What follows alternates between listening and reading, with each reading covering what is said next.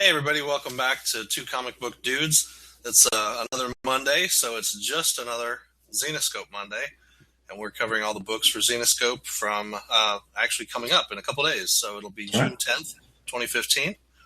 I'm Aaron Clutter, Editor-in-Chief of Comic Booked, and with me, as always, is Justin Paget. Hey everybody, Justin. I'm the managing editor over at Comic Booked. Really excited to get into some Zenescope Monday madness here. That's right. So this week we have two great books, both of which I've been following since since they started. Now we've had, once again, give you a great wraparound cover as an image here, and I really don't know what this is from. I just thought this was really cool looking. But I know there's like Pinocchio and several other characters in here so it must be a Grimm Fairy Tales or something from a while ago. But just a cool old image. That's great. Yeah. And you see here JAZM as our hashtag. So if you're ever tweeting about us, use hashtag JAZM. Just another Zenescope Monday. All right. And this week we're covering Robin Hood number 11, and this is the ongoing Robin Hood series written by Pat Shand. And then Charmed, Season 10, also written by Pat Shand. So, some great books. Justin, I'll let you lead off with Robin Hood. Okay, I'll take over Robin Hood. This story actually kind of takes a break from their main story arc of what's been going on. Let's just say that Robin and Marion, they need to make some rent money, so they need to take a job and they need to get it done. And so we have that in this series. This I would say this would also be a good jumping on point for new readers, because it seems like this issue is a self-contained story, or could be. But what we do is we jump in with Robin and Marion, and they're with a client, and this client needs them to go find this warhammer for them.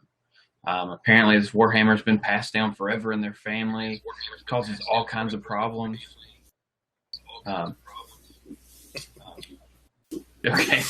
You tell about some of those problems? Well, I was hearing a delay. So I was listening to myself. Sorry. That's what happens when you're in Georgia and I'm in Maryland. We're trying to use software to make this work. It's very difficult. I know, right? But yeah, all kinds of bad things can happen. Like the guy's son has syphilis, but he's a virgin. The guy doesn't even want to say what his affliction is from this cursed warhammer, basically.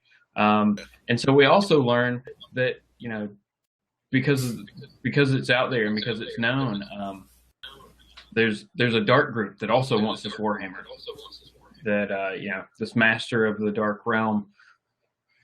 Not exactly sure what his name was. Sorry, he was a jackal. But this issue's great. The art's great. What's his name? No, he was a hyena. I can't remember what. Hyena. Yeah. Just a dark, evil hyena in the underworld somewhere or something, Yeah. But so they go to hunt down this hammer, which has actually been sold. So they got to go to a comic book store, see if they can find it. It's not there. It's been shipped off to a Comic-Con for a big sale there. So Robin and Marion go to the Comic-Con, and hilarity ensues. That's right. Yeah. I was going to look up his name real quick while you were talking. Keep talking. I will say, like, the scenes of Robin and Marion in the comic book store are amazing. The detail is great. It feels like you're in a comic book store, just looking around things that are on the shelf. They did all right. The little twists they put on things, like Professor Whom. So things like that. Yeah. There's little Easter eggs all over it for anybody that likes any other comic book or pop culture item. Yeah, Bonsai. So Bonsai. It was kind of funny because as I was reading through it, the Master Bonsai is the lead hyena, and he's like, "Oh, Shanzi, you've returned," and I was like, "Bonsai and Shanzi, where have I heard those names before? And where have I heard hyenas named that?" And I'm thinking, well, duh. The Lion King. So these are characters from The Lion King, and it's pretty typical because it's another one of those stories that they've incorporated into this world. So pretty funny, just the hyenas that are kind of the joke in Lion King are now kind of the joke in Robin Hood. So a little bit, yeah. Definitely funny though. I mean, really, definitely an excellent story. I just had to think every time they talked about the terrible curse that followed after this Warhammer, that obviously they weren't worthy. So, yeah. That's a good spin on it. Pretty funny stuff. That's right. So, yeah, it's pretty cool. I mean, they did enough, so you knew who the characters were at different points. And they have a really cool variant cover that I'd love to get for this. That's actually Robyn dressed up as the female Thor holding the hammer. So that's pretty neat. I'd love to get a hold of that. Oh, I'm definitely going to be looking for that one on Wednesday. Yep. So that is actually that is the cover that they were given or had available for. This one we're looking at is probably going to be A, right? They're probably going to be cover A. Yeah, this is B actually. Cover A has the hyena, has Bonsai and Robyn fighting over the hammer. It's actually a New York Comic Con cover. Ted's cover C by Ted Hammond that has her dressed up in a female Thor-ish kind of costume with the red cape and the pointy helmet. So, pretty cool. Nice. Definitely look for that one if you're a fan of Thor or Jane Foster Thor. Yeah. You'll want that for your collection also then. We can say that now. It's been enough weeks. Yeah, it's been a couple weeks. It's Jane Foster. Yep. What? Of course, now it's not. Now it's just the Thors, right? No, she's still there. She was on the lifeboat. She one of the Thors? Oh, that's right. She was on the raft. That's right. We just haven't seen her yet in any of the Secret Wars books yet. They haven't really shown her. Yeah, that's a story for another day. I was going to say, because in Secret Wars 3, she doesn't show up. It's just they only reveal a few characters from the lifeboat. Yeah, maybe. Maybe I missed it. I don't know, but okay. Anyway, that's a whole nother company. We don't want to talk about that right now. Back to Zenescope. So let's move on to Charm number 9, Charm season 10 number 9. And this, again, is a jumping on point for new readers. There's some great stuff that happened in the first 8 issues of this series. There have been some very important plot pieces that have happened, obviously with Cole, Benjamin Turner, who many people know as Balthazar the Demon. He was killed by the anathema or something. It's this dagger that can kill the soul. So where everybody thought he was indestructible, this thing actually killed him. And he kind of gave his life to save everybody else. So it was sad, but it was good, So that plays an important role now starting this new story. So right away from the very beginning, it's kind of cool because they jump back to an old episode from season 7 of the actual TV show where we saw Kyra, the demon, or Kyra get killed by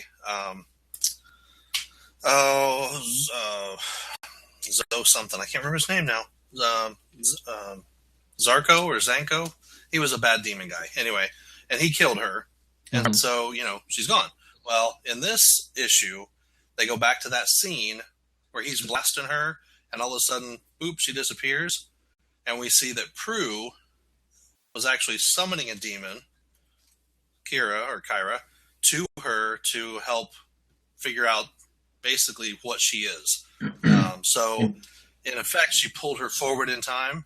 And I'm not really spoiling anything for this issue, but this is like the first page. So, it was kind of cool because here was this character who everybody thought was dead, back in season 7.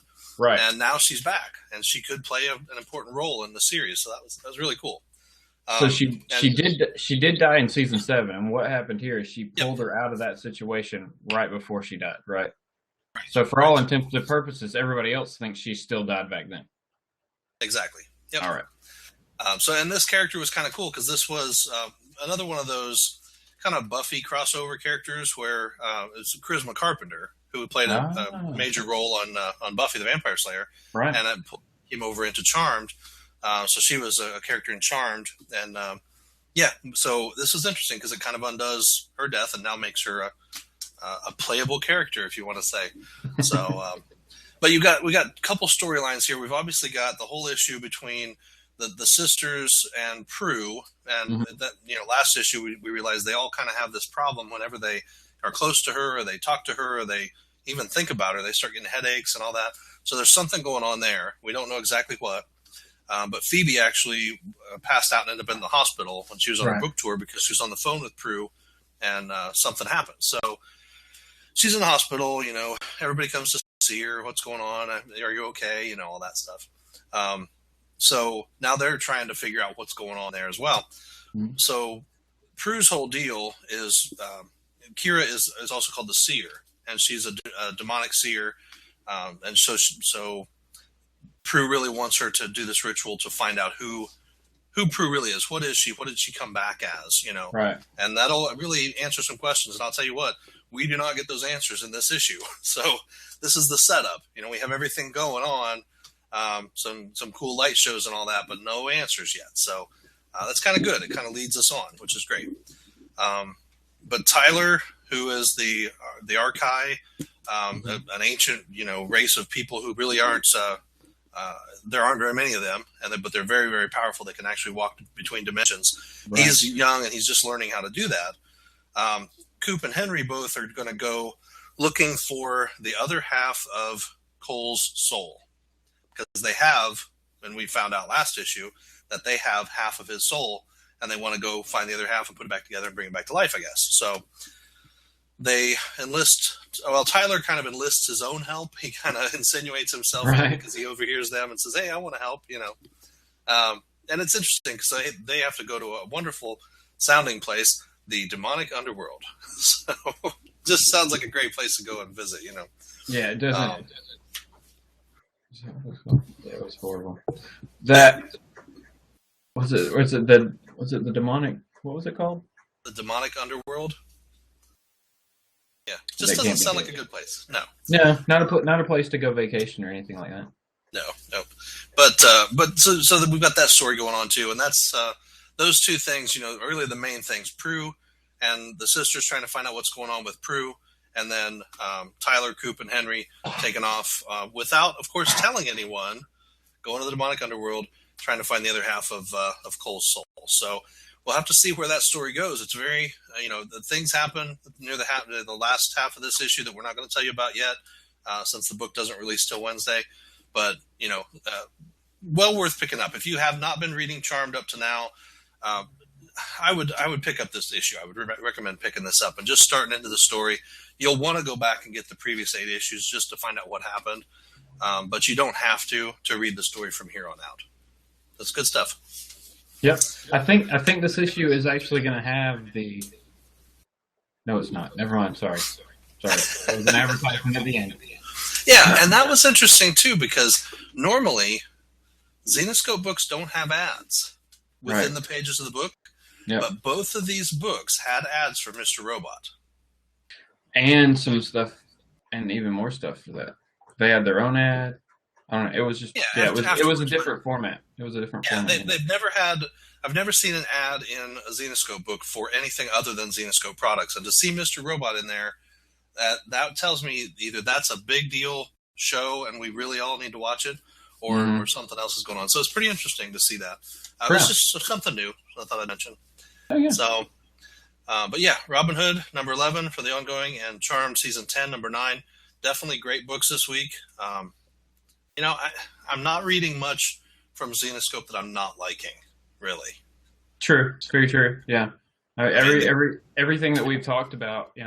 What is this?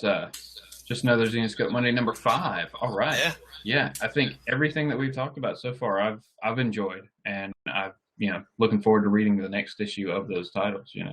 Yep. Well, and that's the thing. I think we've hit number 5. That's a good kind of a milestone. So I'd love to have something to give away. I'm hoping to have that within the next week or so. So I'll let you guys know when that happens. Definitely subscribe, like, share, do all that good stuff. Comment on the article. Let us know how you think we're doing. If there's anything we could do better. Would you like to see maybe a couple shared of interior art or something? I do get some little bit of preview stuff, but not much. Really, mainly it's just the covers that we can show, but we could throw up a spot once in a while if you were interested in seeing that. Right. Also, I was going to say, if you have any questions about Zenescope, put them below. We'll try to answer those questions for you. I mean, if you've never read anything from this company, or they've been around for about 10 years now, right? So if maybe you used to read them and you're wanting to get back into them, but you don't know where to start, post that below and we'll try to point you in the right direction. Yep. So definitely check out our site, comicbook.com. Check out Zenescope at zenescope.com. They have a great selection of books still available on their site. You can go to their store and buy pretty much anything. Even variant covers are all there. So it's definitely a good resource. And comment for us, and we'll do what we can for you. I know sometimes there's some cool variants that you can only pick up at different conventions and things, and sometimes I know people, so you let me know.